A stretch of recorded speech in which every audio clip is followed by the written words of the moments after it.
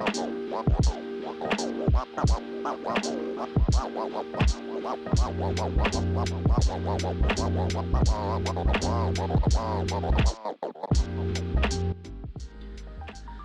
going on YouTube? Welcome back to the shop. So I wanted to talk about shop vacs a little bit. They're annoying.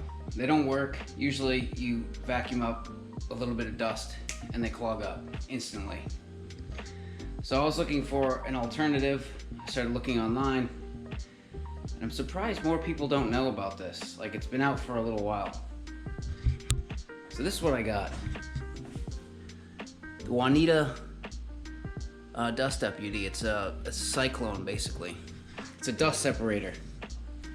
So you have to sacrifice a shop vac, and the key here is no leaks. The more leaks you can take care of, the better the system will work. So I went with one of the newer rigid shop vacs just because of, there's a little see that lip in the inside? This little lip just helps make a better seal. And it's got these keyed areas here, so the lid just kind of falls into place.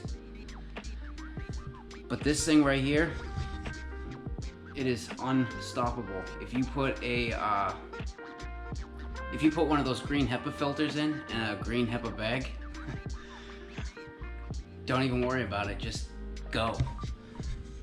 Vacuum and vacuum and vacuum, and you will not lose suction. This thing is awesome. Absolutely awesome. So I want to show you a couple of things real quick.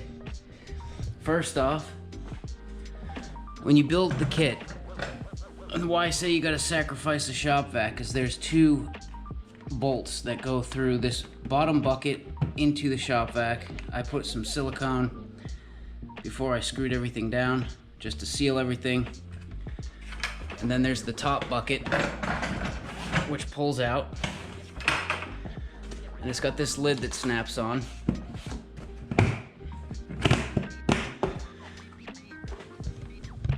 And it comes within the package, it comes with some aluminum tape. I added more on the outside, and I also snuck one piece underneath this gasket and went up in the inside and then connected it to this bolt here.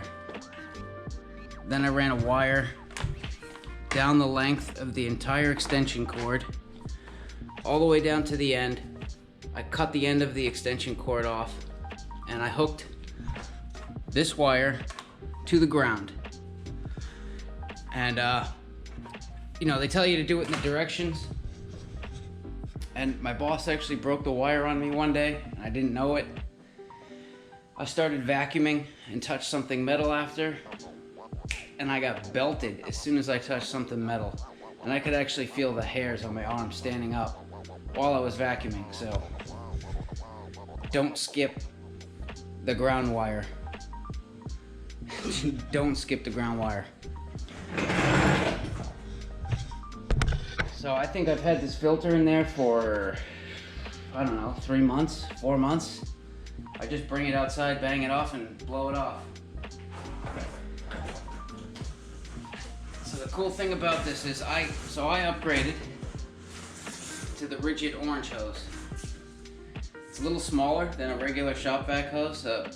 Regular shop vac hoses are about that size. But I just wanted constant power, and basically I made this for dust collection.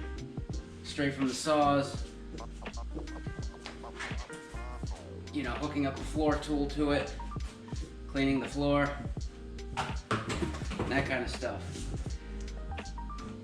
So usually I keep this end, the bigger end, on there, and this works good just for general cleanup. This will also hook on to most sanders, miter saw, but also you can take the smaller end, hook it up on there, and now you can use this side for your thickness planer and your table saw, which is nice. Then you don't have to carry a bunch of adapters around that you always lose. They're always getting lost. The adapters you have are already on the hoses, so you're not going to lose them.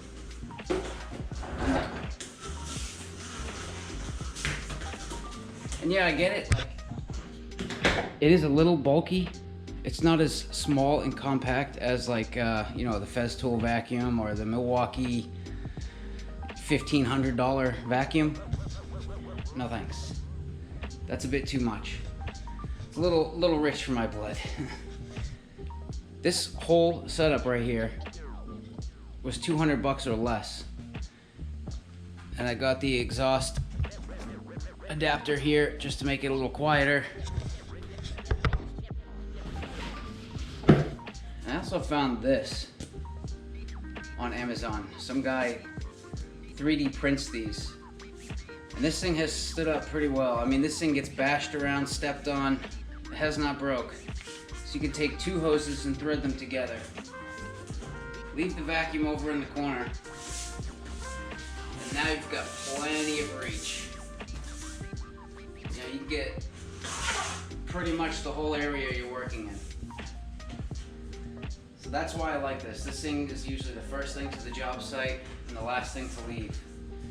But I told my boss, get your own, because I'm bringing this home for the shop. So we're gonna do a little test. The bucket is full of sawdust from me making some furniture items in my basement and planer shavings. So the one thing this does not like, this thing's kryptonite, is anything that's big, fluffy, and light.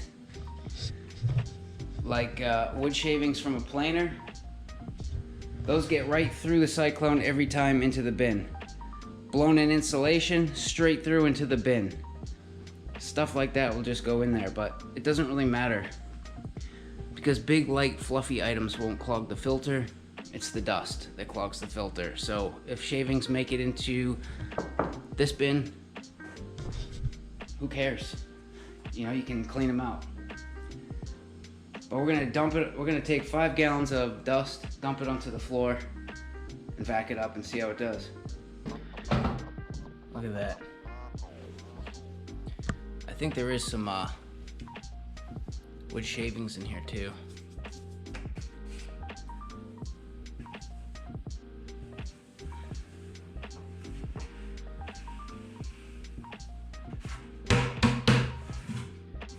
There we go, 5 gallons of dust.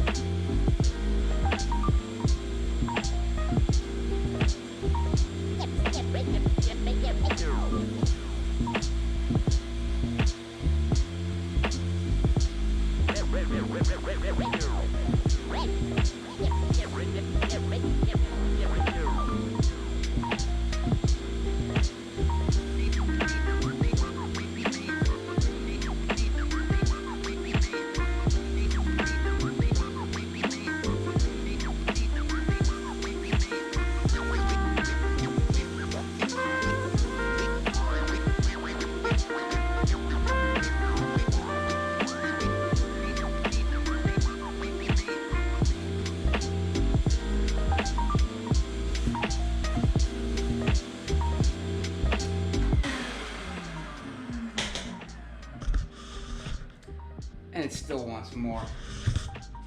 All right, let's see how it did.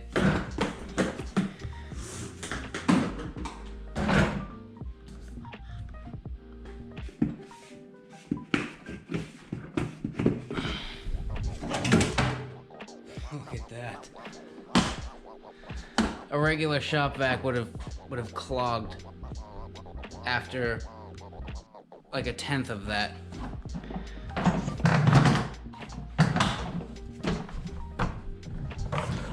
Hey, look at that. Light and fluffy didn't make the cut. Always. Light and fluffy does not go like it just. It won't.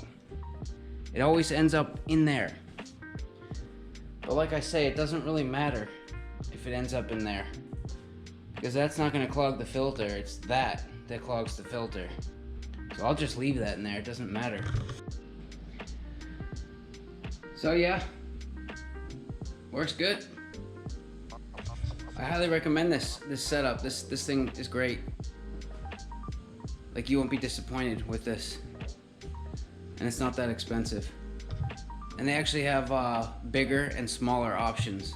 Like, they sell huge ones for shops with massive bins. And you don't have to hook this to a 5-gallon bucket. You could hook this to a huge drum like that if you really wanted to.